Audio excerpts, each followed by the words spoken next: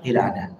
Karena nanti kalau baru menduga-duga nanti jadi suudzon, menjadi buruk sangka. Jangan-jangan dia melakukan sebuah, ini tidak boleh. Jadi merubah kemungkaran kalau sudah betul-betul dia lihat, dia ketahui.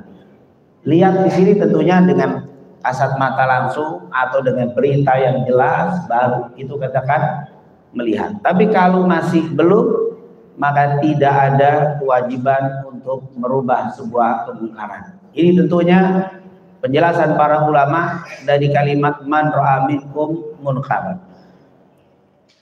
Lalu siapa melihat di antara kalian munkaran, sebuah kemungkaran. Apa itu kemungkaran? Dijelaskan oleh para ulama.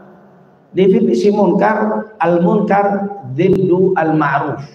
Munkar itu dzid, lawan kata daripada ma'ruf. Munkar lawannya ma'ruf, ma'ruf lawannya munkar. Para ulama berbeda pendapat apa yang dimaksud dengan al-munkar dan batasannya apa itu sebuah kemungkaran. Maka di sini banyak pendapat di antara para ulama. Yang pertama, ada yang mengatakan yang namanya munkar itu kafir. Kekafiran itu adalah kemungkaran. Jadi selain itu maksiat. Orang tidak sholat itu bukan munkar, tapi dia apa? Maksiat. Tapi munkar itu ada yang menerjemahkan hanya kekafiran. Maka kita siapa yang melihat sebuah kekafiran, hendaklah dia merubah supaya orang itu menjadi orang yang beriman. Maka didakwahi supaya dia menjadi apa? Beriman. Jadi munkar itu ada yang menerjemahkan al-kufur, kekafiran. Yang kedua ada yang mengatakan semua syariat, ismun jami, semua yang mengandung kemaksiatan itu adalah, atau sesuatu yang haram itu adalah munkar. Jadi apapun, tapi kemaksiatannya, keharumannya telah disepakati. Jadi apapun namanya tetapi mengandung perbuatan yang haram dan keharumannya telah disepakati oleh para ulama, itu disebut munkar. Atau segala yang dilarang.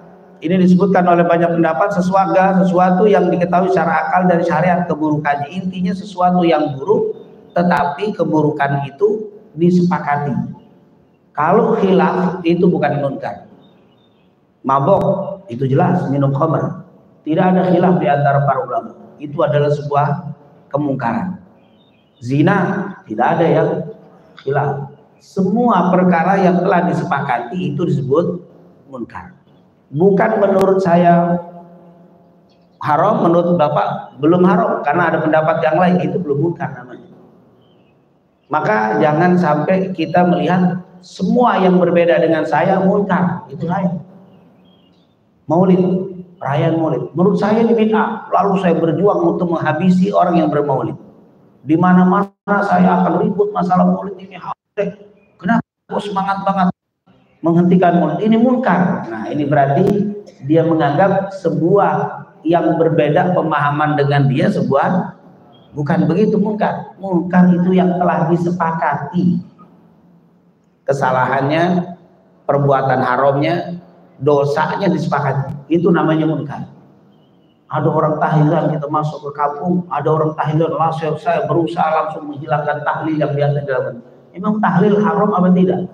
Menurut saya haram, tapi menurut ulama lain nggak haram. Menurut ulama lain malah bagus, itu doa dan seterusnya. Berarti itu bukan sebuah kemungkaran. Jadi kita tidak perlu juga orang kampung ini kok tidak bermaulid, maka saya ini anggap sebuah kemungkaran. Harus saya berdakwah supaya maulid, dan kalau tidak maulid berarti semua dosa sekampung itu. Itu dianggap juga apa? Itu bukan sebuah kemungkaran. Jadi sebenarnya kalau kita tahu makna munkar, maka tidak ada orang yang berdakwah terutama di atas mimbar membahas sesuatu yang masih terjadi khilaf di antara ulama. Jadi apapun perkara yang masih terjadi khilaf itu bukan sebuah kemungkaran. Kemungkaran adalah segala sesuatu yang telah disepakati. Itu adalah perbuatan yang haram, perbuatan yang dosa, perbuatan yang tidak baik, itu adalah sepakat. Selebihnya tidak disebut apa? Munkar. Kalau memang menurut saya itu tidak benar karena tidak kuat, tapi masih ada pendapat yang mengatakan itu adalah benar, maka tidak bisa dikatakan